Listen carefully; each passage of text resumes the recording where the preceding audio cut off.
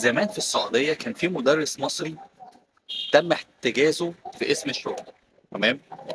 فجت مراته وعياله بيسألوا عليه في اسم الشرطة اللي هو اتحجز فيه، أو في مش عارف في اسم تاني، هم مش عارفين هو فين أصلا. فبيدوروا عليه، فراحوا حاجزينهم هم كمان.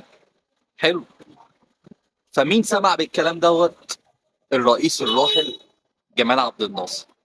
فلما الرئيس الراحل جمال عبد الناصر سمع الكلام دوت، راح مطلع قرار وطلع على التلفزيون. كان التلفزيون لسه ابيض واسود بقى. تمام. وراح قايل ايه؟ كل المدرسين اللي موجودين في المملكة العربية السعودية يتوجهوا لمطار جدة والمطارات اللي موجودة هناك. تمام. بعديها بالظبط الساعة 12 ملك السعودية أخذ طيارة ونزل لمصر وبس ايد الرئيس الراحل جمال عبد الناصر. اسمعوا كده الفيديو دوت. احدى الدول العربيه مدرس فيها من المدرسين المصريين انضرب وراح وهو في الموقع بتاعت البلد دي.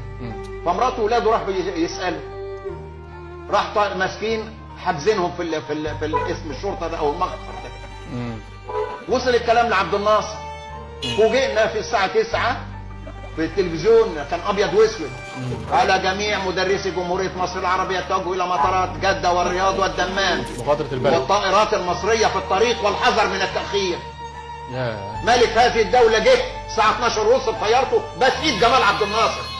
تحيا مصر.